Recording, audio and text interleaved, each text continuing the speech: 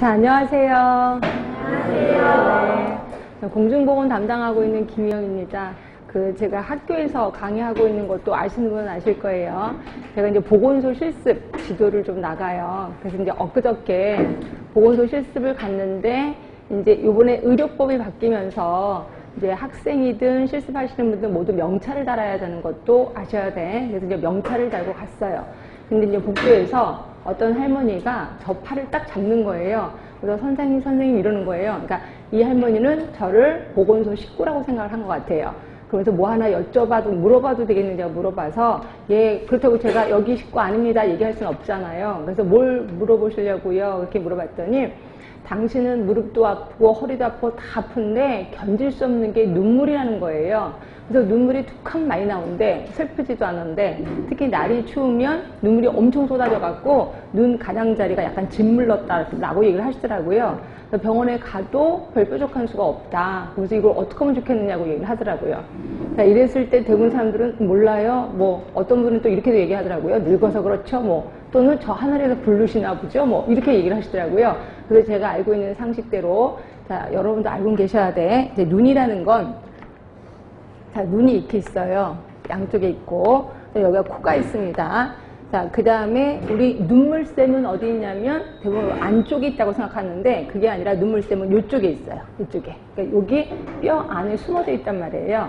그래서 눈물은 항상 만들어지는 건 아실 거예요. 그래서 우리가 울고 싶든 안 울고 싶든 눈물은 항상 만들어져서 여기서 스탠바이하고 기다리고 있어요. 그리고 우리가 눈을 깜빡이면 눈물이 쫙 퍼져서 여기에 있는 구멍, 여기 하수도예요. 하수도로 빠져 들어가서 코로 들어가거나 입으로 들어가는 거예요. 그래서 가끔 가다가 여러분 안약을 집어넣으면 좀 이따 입이 써지는 게 이런 거다라고 보시면 돼요. 근데 이제 나이가 들면 요게 살이 늘어지잖아요. 그래서 어떤 경우에 요게 이제 딱 거기 그 눈 안에 딱 접촉을 해서 눈물을 쭉 빨아들여야 되는데, 이게 늘어져서 바깥으로 틱 나와. 그러면 이게 빨아들이지 못해서 눈물이 바깥으로 나오기도 하고요.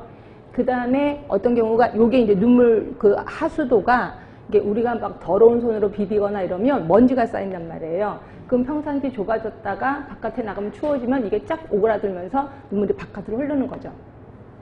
그래서 할머니한테 딱 보니까 눈이 이렇게 축 늘어지진 않았어요. 그러니까 그렇게 늙으신 건 아니야. 그러니까 보면 여기가 좁아진 거죠. 그래서 제가 혹시 눈을 자주 비비시나요? 그럴 때 자주 비빈다는 거예요. 그래서 제가 여기를 그러니까 요쪽을 자꾸 비벼주세요. 비비면은 거기 통로가 좀 넓어져서 괜찮을 겁니다. 라고 얘기를 했어요. 이제 아는 짧은 지식으로 얘기를 했죠. 할머니가 너무 좋아하시는 거예요. 그러면서, 아, 진짜 그렇게 하면 되는 거냐? 그러니까 그렇게 해서 효과가 있으면 병원에 굳이 가실 필요는 없습니다. 라고 얘기를 했어요. 그러니까 할머니가 너무 좋아하시는 거예요. 제가 이 얘기를 드리는 이유는 제가 지식이 많다고 자랑하는 게 결코 아니고, 자, 여러분들이 나중에 보건소에 가서 근무를 하시다 보면 많은 할머니, 할아버지들이 보건소에 계시는 분들은 모든 거를 다 알고 있다라고 생각을 하세요. 그래서 별것도 아닌데 별 희한한 걸 다 물어봅니다. 그럴 때마다 몰라요 라고 하면 뭐라고 생각하시냐면, 보건소 식구가 왜 이렇게 불친절해? 라고 얘기를 하는 거죠. 결국 여러분들의 민원을 초래할 수도 있다는 거죠. 그러다 보니까 공중보건의 범위가 엄청 넓어지고 엄청 깊어지고, 그렇죠? 거의 의사 뺨치는 실력을 갖게 해야 된다라고 생각해서 문제가 엄청 넓어진다라고 보시면 돼. 그럼 이런 많은 것들을 외워야 되겠죠. 그러면 우리가 인간인데 이거 어떻게 다 외워? 예, 그래서 외우는 거, 제가 뭐라 했어요? 반복이 중요하다. 자꾸 반복을 해서 아예 상식하시는 거죠. 상식하시면 어디서 꾹 찔러도 딱 답이 나올 수 있게끔. 그래서 제가 반복이 되게 중요하다라고 얘기를 하고 있습니다. 자, 그래서 저는 반복을 3번 해드릴 거예요. 물론 여러분은 그보다 더 많이 반복을 하셔야 되겠죠. 자, 제가 하루에 3강을 할 겁니다. 그러니까 1시간 하고 10분 쉬고 1시간 하고 10분 쉬는데, 1시간 거의 수업 다 할 때쯤 끝날 때 한 5분 전에, 자, 우리 책을 보시면 거기 38쪽에 그 파이널 테스트라고 있을 거예요. 일명 제가 가로놓기라고 얘기를 하고 있습니다. 그래서 조금 전에 배웠던 거를 중요한 단어를 가로놓기를 한 거예요. 그래서 여기에 가로놓기에 글을 쓰거나 이러면 절대로 안 돼. 딱 보시면서 조금 전에 배웠던 단어를 생각하게끔. 그래서 어떤 분이 요번에 그 합격 수계에 보니까 이걸 아예 복사해서 이걸 갖고 다니셨다면서요. 괜찮은 것 같아요. 그래서 본인이 필요한 거 더 집어넣으시고 갖고 다니면서 계속 보는 거죠. 그래서 이런 걸 일명 저는 동량 공부라고 하는데, 동량 공부 할 수밖에 없습니다. 그렇게 왔다 갔다 하면서 계속 외우셔야 이게 상식화가 될 거고 이게 머릿속에 좀 오래 남는다 라고 보시면 돼. 그러니까 이런 식으로 한 번 반복을 할 거고요.